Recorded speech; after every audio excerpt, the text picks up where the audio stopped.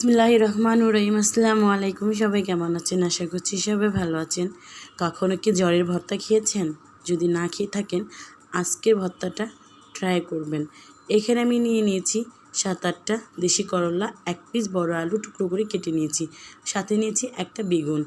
এগুলো আমি ধুয়ে পরিষ্কার করে নিয়েছি। এখন আমি এগুলো হাঁড়িতে বসিয়ে সিদ্ধ করে নেব।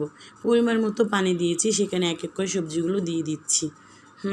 আমি বলছি যাদের জ্বর আসলে কিছু খেতে ইচ্ছে করে না, তারা কিন্তু এই ভর্তাটা ফলো করতে পারেন জ্বর আসলে, এবং জ্বর ছাড়াও খেতে খুবই ভালো লাগে।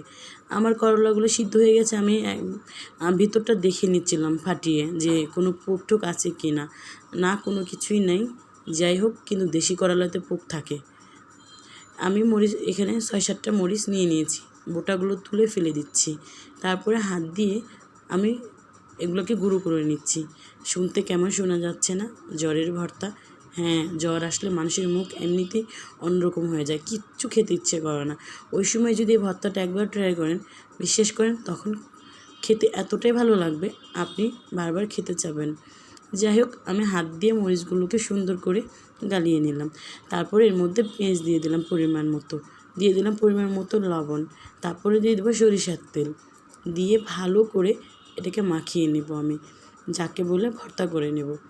আমি এখানে কিন্তু পেঁয়াজটা একটু চিকন চিকন করে কেটে নিয়েছি।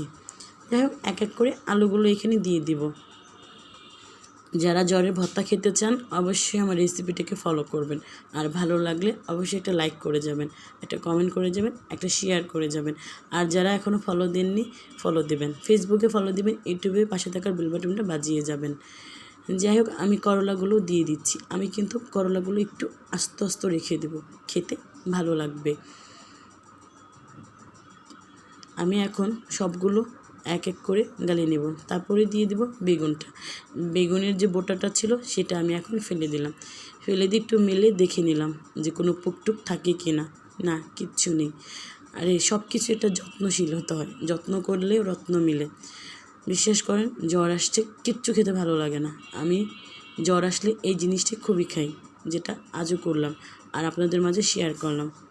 ভালো লাগলে অবশ্যই একটা কমেন্ট করে যাবেন, লাইক করবেন। দেখেন আমার ভর্তাটা করা শেষ, কত সুন্দর হয়েছে, আর বিচিগুলো তাকিয়ে আছে। সবাই ভালো থাকবেন, সুস্থ